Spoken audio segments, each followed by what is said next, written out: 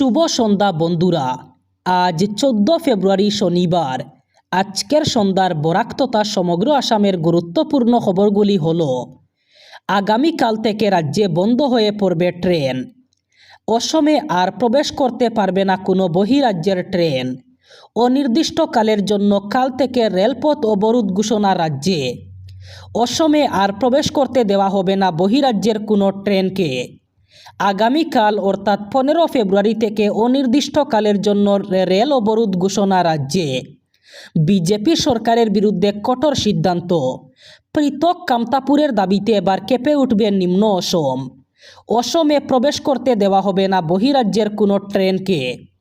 শান্তি আলোচনা সম্পূর্ণ না হলে 26-এর বিধানসভা নির্বাচনকে বিজেপিকে ভোট না দেওয়ারও হুঙ্কার।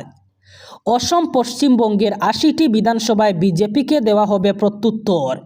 প্রতিশ্রুতি দিয়ে পূরণ না করার জন্য এই আন্দোলন কর্মসূচি ঘোষণা করা হয়েছে। শিলচর আইজল জাতীয় সড়কের শিলডুবিতে ভয়ঙ্কর বাস দুর্ঘটনা। নিয়ন্ত্রণ হারিয়ে একটি যাত্রীবাহী ট্রাভেলার বাস দুর্ঘটনার কবলে পড়ে এতে প্রাণ হারিয়েছেন এক যাত্রী। দুর্ঘটনায় বেশ কয়েকজন যাত্রী গুরুতর আহত হন বলে জানা যায়। ঘটনাটি সংঘটিত হয়েছে শনিবার বেলা 11টা নাগাদ। স্থানীয়দের তৎপরতায় আহতদের দ্রুত উদ্ধার করে শিলচর মেডিকেল কলেজ ও হাসপাতালে পাঠানো হয়েছে। দুর্ঘটনায় অন্তত 25 থেকে 27 জন যাত্রী গুরুতরভাবে আহত হয়েছেন। 3 জনের অবস্থা আশঙ্কাজনক বলে স্থানীয় সূত্রে জানা গেছে। মৃত ব্যক্তি বঙ্গাইগাঁওয়ের বাসিন্দা বলে জানা যায়। তিনি একজন সেনা কর্মী। কাছাড় জেলার জিরিঘাট কলোনি এলাকায় 37 নম্বর জাতীয় সড়কের ধারে এক অজ্ঞাত পরিচয় ব্যক্তির মৃতদেহ উদ্ধার হওয়াকে কেন্দ্র করে চাঞ্চল্যের সৃষ্টি হয়েছে। স্থানীয় বাসিন্দাদের কাছ থেকে খবর পেয়ে পুলিশ ঘটনাস্থলে পৌঁছে মৃতদেহটি উদ্ধার করে। পুলিশ সূত্রে জানা গেছে, মৃত ব্যক্তির নাম পরিচয় এখনও জানা যায়নি। তার গায়ের রং শ্যামলা, উচ্চতা আনুমানিক 5.5 ফুট এবং বয়স প্রায় 25 থেকে 30 বছরের মধ্যে। মৃতদেহ উদ্ধারের সময় তার পরনে ছিল একটি বাদামি রঙের প্যান্ট এবং একটি কালো শার্ট। ঘটনার খবর পেয়ে লক্ষ্মীপুরের নির্বাহী ম্যাজিস্ট্রেটকে অবহিত করা হয়। পরবর্তীতে নির্বাহী ম্যাজিস্ট্রেটের উপস্থিতিতে মৃতদেহের উপর ইনকোয়েস্ট সম্পন্ন করা হয়। এরপর মৃতদেহটি ময়নাতদন্তের জন্য শিলচর মেডিকেল কলেজ ও হাসপাতালে পাঠানো হয়েছে। পাশাপাশি মৃতদেহ শনাক্তকরণের স্বার্থে 72 ঘন্টার জন্য হাসপাতালের মর্গে সংরক্ষণ করার জন্য অনুরোধ জানানো হয়। সামাজিক মাধ্যমে উস্কানিমূলক ভিডিও এবং ছবি পোস্ট করে জনশান্তি বিনষ্ট এবং সাম্প্রদায়িক সম্প্রীতি নষ্ট করার অভিযোগে এক যুবককে গ্রেফতার করেছে হাইলাকান্দি পুলিশ। ধৃত ব্যক্তি জেলার বাউয়ারঘাট 2 খণ্ডের বাসিন্দা জয়নুল উদ্দিন লস্কর বলে জানা গেছে। প্রাপ্ত তথ্য মতে জয়নুল উদ্দিন লস্কর HKD বাংলা মিডিয়া নামের একটি ফেসবুক অ্যাকাউন্ট পরিচালনা করতেন। ওই অ্যাকাউন্টের মাধ্যমে ধারাবাহিকভাবে এমন কিছু ভিডিও ও ছবি পোস্ট করা হচ্ছিল যা জনমনে উত্তেজনা সৃষ্টি করতে পারে এবং বিভিন্ন সম্প্রদায়ের মধ্যে বিভেদ ও অশান্তির পরিবেশ তৈরি করতে পারে। বিষয়টি পুলিশের নজরে আসার পরই তাৎক্ষণিকভাবে তদন্ত শুরু করা হয়। তদন্তে প্রাথমিকভাবে অভিযোগের সত্যতা পাওয়ায় পুলিশ আইন অনুযায়ী ব্যবস্থা গ্রহণ করে। এরই ভিত্তিতে হাইলাকান্দি পুলিশ মামলা রুজু করে এবং অভিযোগের ভিত্তিতে তাকে গ্রেফতার করে। অসমের মরানে জাতীয় সড়কের উপর নির্মিত জরুরি অবতরণ ক্ষেত্রর আনুষ্ঠানিক উদ্বোধন করলেন প্রধানমন্ত্রী নরেন্দ্র মোদী। শনিবার সকালে ভারতীয় বায়ুসেনার শক্তিশালী C-130 হারকিউলিস বিমানে করে সরাসরি এই ELF-এ অবতরণ করেন তিনি। অসম তথা সমগ্র উত্তর পূর্ব ভারতের ইতিহাসে এই প্রথমবারের মতো জাতীয় সড়কের উপর নির্মিত জরুরি অবতরণ ক্ষেত্রের উদ্বোধন হওয়ায় এই ঘটনাকে ঐতিহাসিক বলে মনে করা হচ্ছে। প্রধানমন্ত্রীর আগমনের পরই মরানের আকাশে শুরু হয় ভারতীয় বায়ুসেনার চমকপ্রদ এয়ার শো।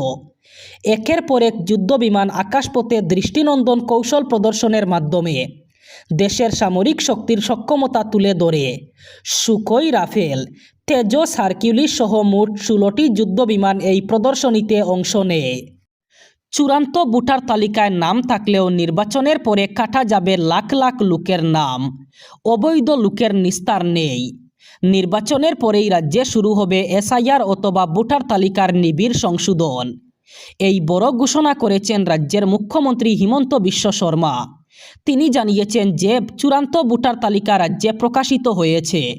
এই তালিকায় এখনও পর্যন্ত অনেক ভুয়ো লোক আছেন।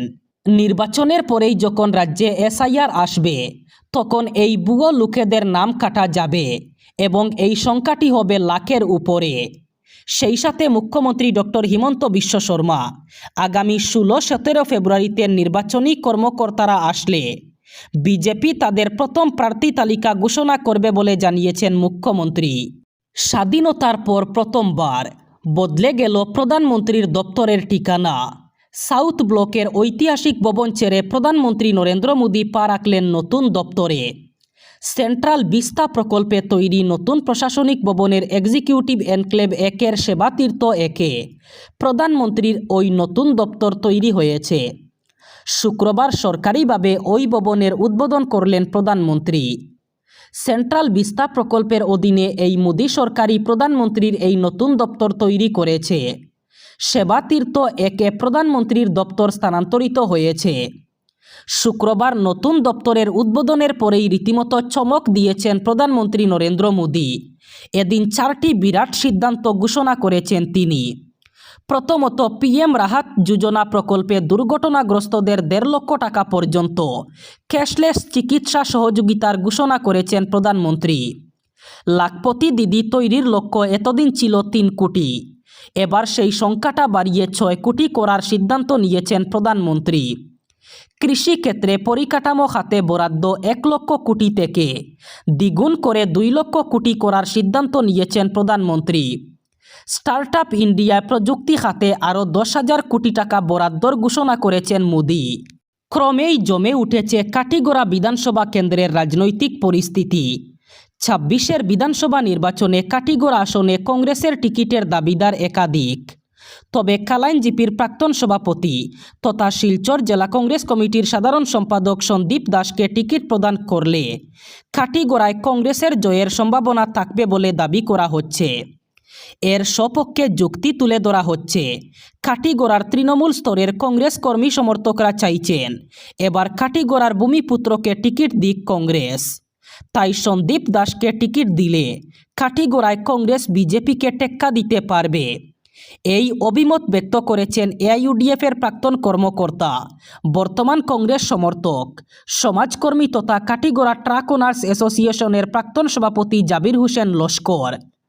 সংবাদ মাধ্যমের সঙ্গে আলাপচারিতায় জাবির বলেন, আগামী বিধানসভা নির্বাচনে কাটিগড়া আসনে কংগ্রেস প্রার্থী হিসাবে 2 জনের নাম নিয়েই আলোচনা চলছে।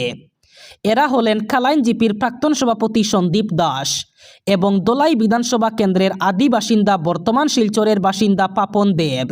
এবার শেষ খবর। শুক্রবার গভীর রাতে কাছাড় জেলার কাটিগড়া বিধানসভা এলাকার গোবিন্দপুর জিপির বালিরবন্দ গ্রামে ভয়ঙ্কর অগ্নিকাণ্ডের ঘটনায় পুড়ে ছাই হয়ে যায় 2টি বসতঘর।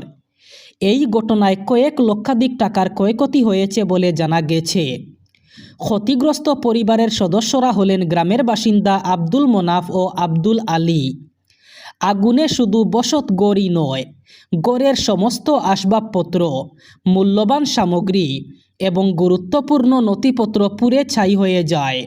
পাশাপাশি আগুনের গ্রাসে পড়ে মৃত্যু হয় 15টি হাঁস, 20টি মুরগি এবং 6টি ছাগলের। পরিবারের সদস্যরা শুক্রবার রাতে হঠাৎ আগুন দেখতে পেয়ে চিৎকার শুরু করলে প্রতিবেশীরা ছুটে আসেন এবং আগুন নিয়ন্ত্রণে আনার চেষ্টা করেন। তবে আগুন দ্রুত ছড়িয়ে পড়ায় স্থানীয়দের পক্ষে তা নিয়ন্ত্রণ করা সম্ভব হয়নি। ঘটনার খবর পেয়ে দমকল বাহিনী 2টি ইঞ্জিন ঘটনাস্থলের উদ্দেশ্যে রওনা দিলেও উপযুক্ত রাস্তার অভাবে ঘটনাস্থলে পৌঁছাতে পারেনি। ফলে মুহূর্তের মধ্যেই আগুনের লেলিহান শিখায় 2টি বসতঘর সম্পূর্ণভাবে পুড়ে যায়। এই ছিল আজকের সন্ধ্যার গুরুত্বপূর্ণ খবরগুলি। ভিডিওটি অবশ্যই লাইক করবেন এবং চ্যানেলটি সাবস্ক্রাইব করবেন।